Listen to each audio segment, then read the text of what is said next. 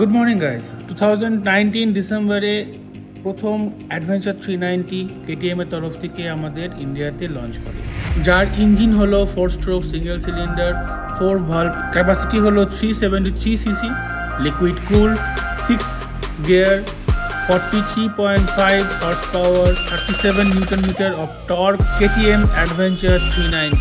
Welcome back to the channel everyone, and I hope you all are doing absolutely fine. 2023-এ আমার এই গাড়িটা নেওয়া, আর আজ 2024 ফেব্রুয়ারি, 1 বছর কমপ্লিট। আমার এই গাড়িটা KTM Adventure 390 মেনলি ব্যবহার করেছি আমি লংয়ের জন্য।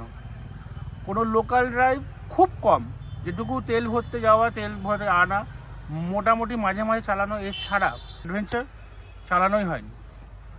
সেই নিয়ে আজকে অ্যাডভেঞ্চারে 10,200 কিলোমিটার কমপ্লিট হলো, মেনলি 10,000 কিলোমিটার কমপ্লিট হলো। তো এইটা হলো আমার পার্সোনাল ইউজার রিভিউ আমার নিজের গাড়ির জন্য। গাড়িটা যেহেতু আমার নিজের, তো আমি আমার personal point of view and opinion দিচ্ছি। ইনিশিয়ালি গাড়ি কেনার পরে ফার্স্ট গাড়ি গেল মেঘালয়, সেকেন্ড গেল মৌসুনি, থার্ড গেল বকখালি, তারপরে দীঘা, তারপরে বানারস। এখন রিসেন্টলি তোমরা লাস্ট যে ভিডিওটা দেখলে সেটা হলো গ্যাংটক, সিকিমে, দার্জিলিংয়ে। তো মোটামুটি আমার গাড়ি পাহাড়, হাইওয়ে, সমুদ্রের কাছে সবই ঘুরে নিয়েছে। অফরোড, অনরোড মোটামুটি আমার গাড়িতে হয়ে গেছে। সব কিছু মিলিয়ে মিশিয়ে আমার কাছে কিছু পয়েন্ট আছে যেগুলো আমার খারাপ লেগেছে পার্সোনালি, প্লাস আর ভালো লাগে বলেই তো এই গাড়িটা নেওয়া, তাই না? তোমাদেরকে আলাদা আলাদা করে বলি কোনটা ভালো লেগেছে কোনটা খারাপ লেগেছে। ফার্স্টে বলি আমার গাড়ির অ্যাডভান্টেজেসগুলো। এর পিক আপ, হাইওয়ে পারফরমেন্স, তার থেকেও বড় কথা হ্যান্ডলিং, কোনো শেক নেই, কোনো প্রবলেম, মানে কোনো প্রবলেম করে না। আমি মোটামুটি হাইওয়েতে রাফ ড্রাইভ করি না, হাইওয়ে হোক লোকালে হোক রাফ ড্রাইভ করি না। বাট যদি কোনো সময় আমাকে টানতে হয়, এই 10,000 কিলোমিটারে আমার পার্সোনালি হায়েস্ট তোলা আছে 135 আমার নিজের গাড়িতে। কোনো রকম ল্যাগ বা কোনো রকম ইস্যু আমার হয়নি।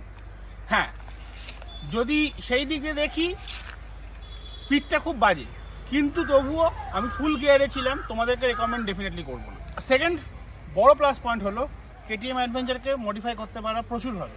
গার্ডস থেকে আরম্ভ করে, ফুটপেক থেকে আরম্ভ করে, লাগেজ অ্যাক্সেসরিজ থেকে আরম্ভ করে, উইন্ডশিল্ড থেকে আরম্ভ করে, ইভেন কি auxiliary light and each and everything সব কিছু তুমি মডিফাই করতে পারবে। এটা সব থেকে বড় পয়েন্ট। থার্ড হলো এর ড্যাশ।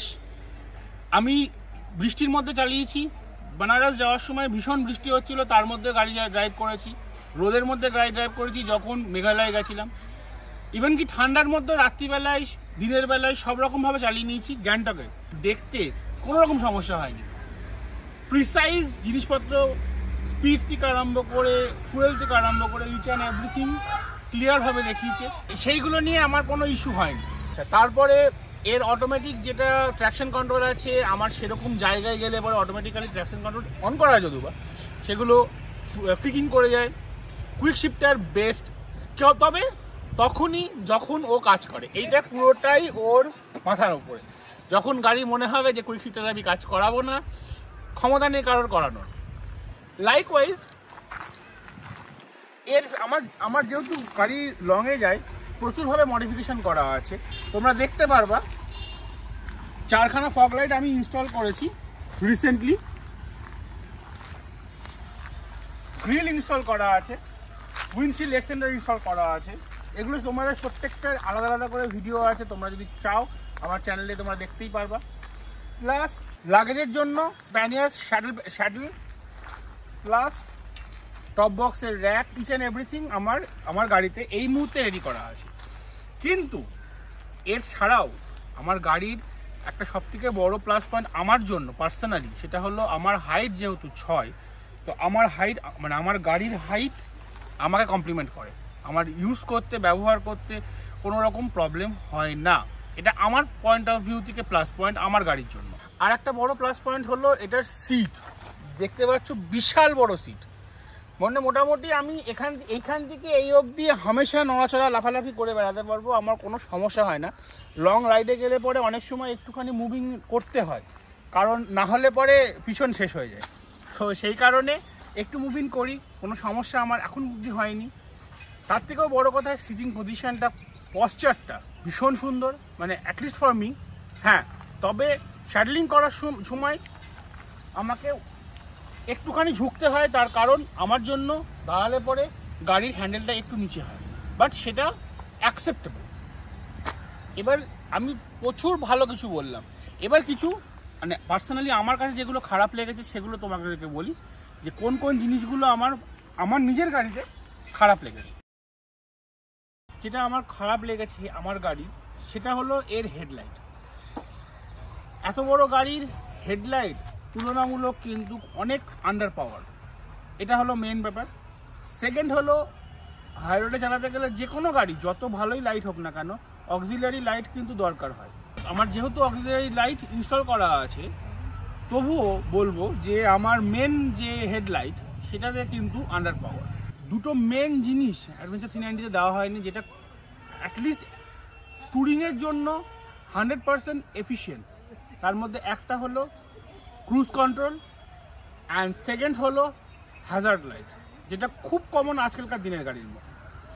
তো হ্যাজার্ড লাইট আমার এই গাড়িতে নেই, প্লাস ক্রুজ কন্ট্রোল দেওয়া নেই, যেগুলো খুবই দরকার।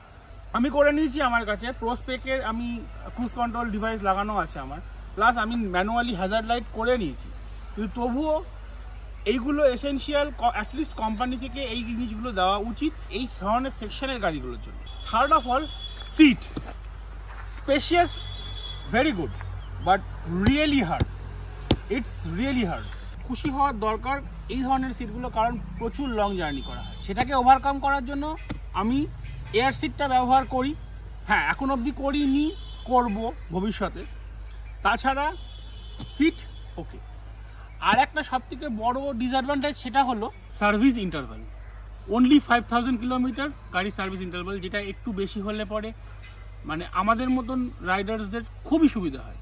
আর একটু লম্বা জার্নি করে আসলে পরে আমাদের গাড়ি মাথায় রাখতে হয় যে আমাদের গাড়ি সার্ভিস করতে হবে, এটা একটা ডিসঅ্যাডভান্টেজ। অ্যাপার্ট ফ্রম দ্যাট, একটা ছোট ইস্যু যেটা আমি ফেস করি, আমি ম্যাক্সিমাম রাইড সোলো করি সেহেতু আমার একটা জিনিস সবথেকে বেশি প্রবলেম হয়, সেটা হলো গাড়ির chain cleaning and lubricating.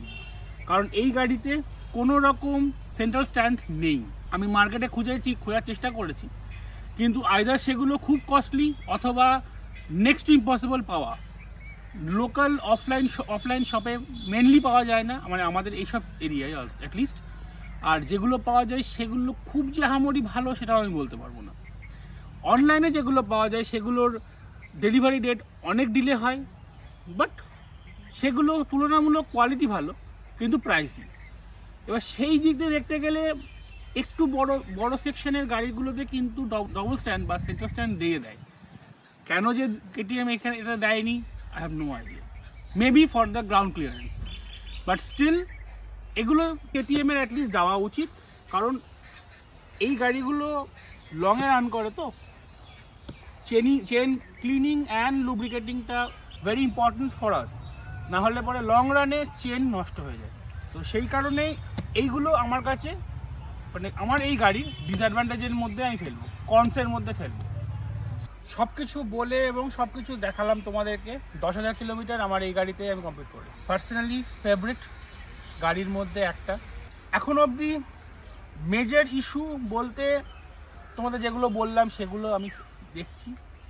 Major engine related না, সার্ভিস রিলেটেড না, কোনো রকম ইস্যু আমি পাইনি। ডেফিনেটলি সার্ভিস সেন্টার আমাকে যথেষ্ট হেল্প করে অন্তত এই বিষয়গুলোতে। সেটা বলে গাড়ি কমপ্লিমেন্ট করে রাইডারকে, ভাইস ভার্সা। আমার গাড়ি আমার অ্যাডভেঞ্চার আমাকে কমপ্লিমেন্ট করে ডেফিনেটলি। আমার পার্সোনালি চালাতেও মজা লাগে, ইউজ করতে ভালো লাগে, এবং একটা লং জার্নিতে peace of mind is everything. তো সেটাও আমি পাই অ্যাটলিস্ট আমার এই গাড়িতে। There are more kilometres is yet to be come. সেটা বলে I hope, finger crossed, I hope আমার গাড়িও পারফরমেন্স যেরকম দিচ্ছে সেরকমই দেবে। সার্ভিসিং ডেফিনেটলি করাতে হবে। গাড়ি ইউজ করলে বা যে কোনো জিনিস ইউজ করলে সেগুলো সার্ভিসিংয়ের ডেফিনেটলি দরকার আছে, বাট ইন্টারভ্যালটা একটু বেশি হলে পরে এটা আমাদের জন্য ভালো। সেই বলে চ্যানেলে আরও অনেক ভিডিও আছে, লাস্ট সিকিম ভিডিওটা আছে, তোমরা ডেফিনেটলি দেখো, প্লেলিস্ট করে দিয়েছি, আই হোপ তোমাদের ভালো লাগবে। সেটা বলে চ্যানেলে যদি নতুন হও ডেফিনেটলি চ্যানেলটা সাবস্ক্রাইব করো। খুব রিসেন্টলি একটা রাইড হওয়ার কথা আছে, এখনও শিওর না, যদি হয় তো ডেফিনেটলি তোমরা দেখতে পাচ্ছ। ভিডিওগুলোতে লাইক এবং কমেন্ট করো, বন্ধুদের সাথে শেয়ার করো। আর সেইটা বলে as always stay safe, stay happy and piece out.